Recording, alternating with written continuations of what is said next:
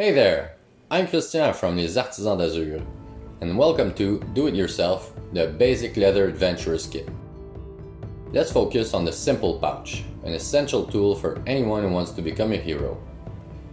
We'll need the bottom part from 2 3-ounce leather, 1 2-foot leather lace, the belt strap, and the decorative plate from 9 10-ounce leather. Here we can see the pre-cut front piece, which we'll finish together.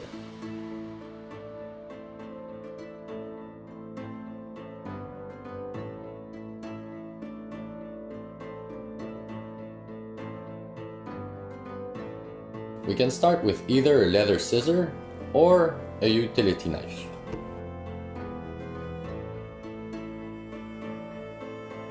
Always keep in mind where your other hand is to make sure to keep all of your fingers. Sit the knife properly in your hand to maximize your effort and minimize the chance of tendinitis. Try to keep a 90-degree angle as you cut so the bottom part of the leather sheet doesn't show.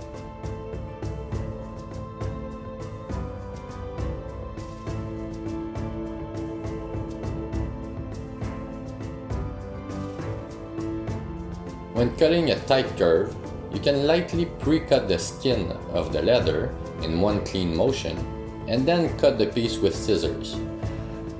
This way, any kinks will be hidden under the leather skin. Next, let's use the hole punch. This model comes with 1 stick and 6 interchangeable heads. It's important to tighten the head to preserve the thread. In the workshop, we use an industrial version since we make millions of holes every year. For the rivets, we'll use 3.5mm hole punch. Important: always punch holes on a stable wooden board or plank. It doesn't matter which type of wood, this will preserve the cutting edge of your hole punch. A swift, well-aligned hit should easily cut through the leather. In time, a mushroom shape will appear on top of the stick. That's normal. It's metal versus metal and someone is bound to lose. For the eyelets, we'll use our 4.8mm hole punch. Now that our front piece is ready, we can add some depth by digging a decorative line with a leather groover. This model, more versatile, has 2 interchangeable heads, one to mark and one to dig. The guide will sit on the side of the sheet and keep the line straight with the cut.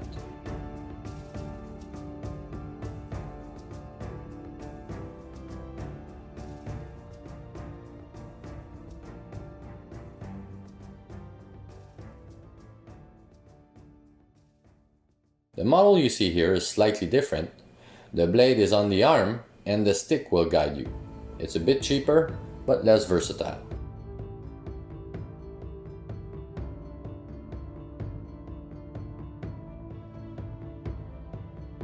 The groove may also be done on the belt strap.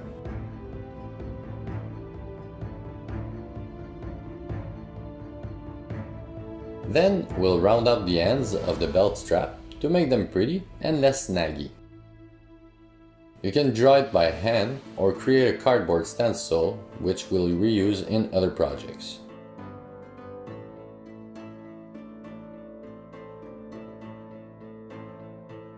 To fix the front piece to the pouch, let's use 8mm rivet feet. The appropriate feet is the one that comes flush with the top leather layer. If it sticks out too much, it might bend and lose its riveting power.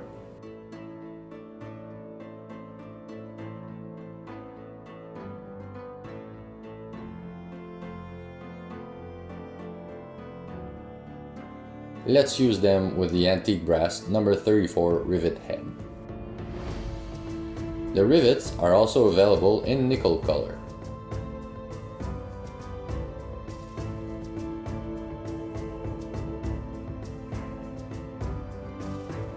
With an anvil and a rivet setter, let's close our rivet forever while keeping that cute domed look.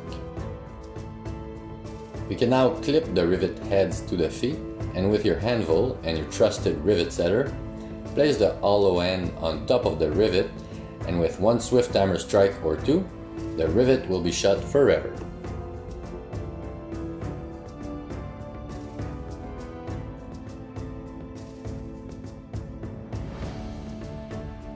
For the eyelets, we will also need a setter and our anvil. These are 3/16 of an inch eyelet. In many cases, eyelets comes in two pieces that sets together, but these are standalone, and the setter will make the back part roll onto itself so it pinches the leather. As always, take your time to align yourself for a perfect result.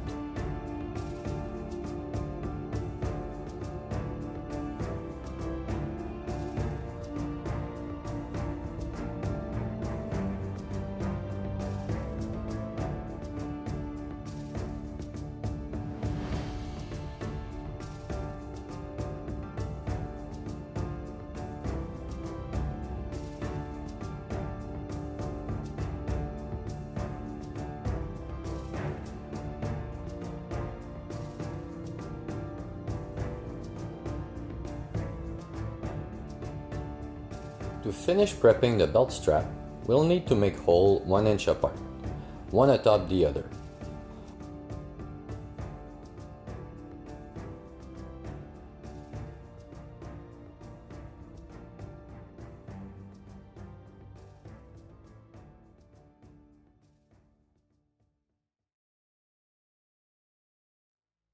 Once you have done them with your 3.5 hole punch, use them as a template for the other side of the strap and for the back of the pouch. Let's fold the belt strap in two and jam the soft leather and the lace in there like a delicious sandwich. We'll use the Rivet Feet number 9.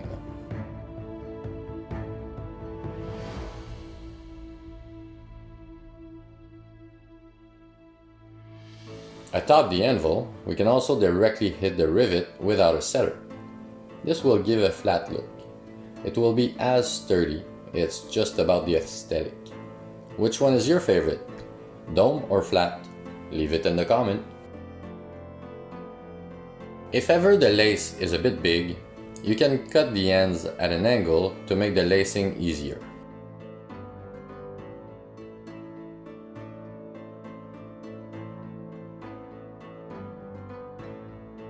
Almost done! Now take the lace inside, outside, inside, outside, inside, outside, zip, zip, zap, until they both come out of the front piece.